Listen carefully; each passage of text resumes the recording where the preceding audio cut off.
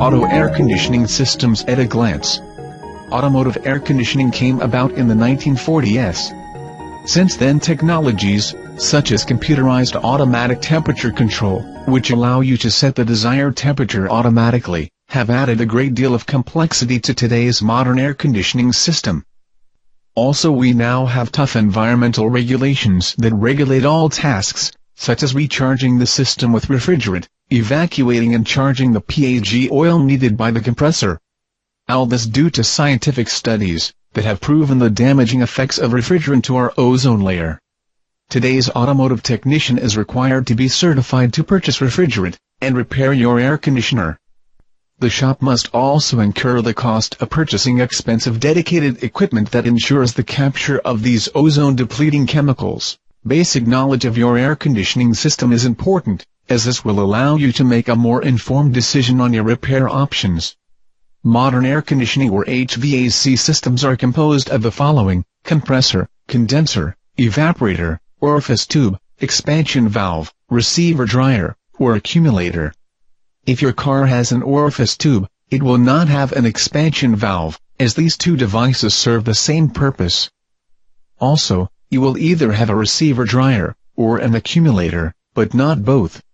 The basic principle of an air conditioning is that a refrigerant liquid is pressurized, passed through a condenser to be cooled down, then through the receiver dryer or accumulator, through the vaporizing device like the orifice tube, or expansion valve, then turns into a cold gas, which flows through the evaporator and back to the compressor.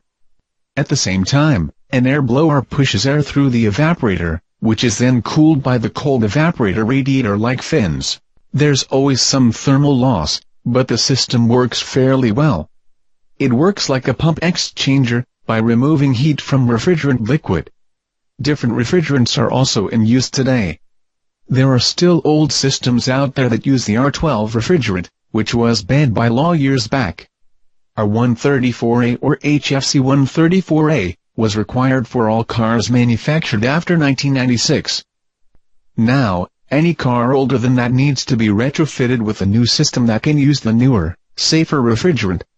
Retrofitting requires the evacuation and storage of the old gas, a thorough cleaning, replacing some components like the evaporator to work with the newer R134A. Since R134A is less efficient, it needs a bigger evaporator. Then the system is recharged with new oil and the refrigerant charge measured to the ounce is given. The HVAC system can also be categorized into two sides, the high-pressure and low-pressure sides. The two sides are important because whatever issues are present with the AC system will reflect on the high and low-pressure sides.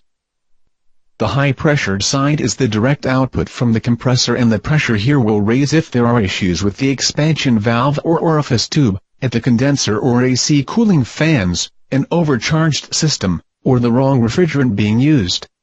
The low side is much more stable, and also reflects what happens with the expansion valve or orifice tube.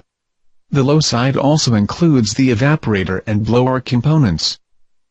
All these components will be covered later on in this series.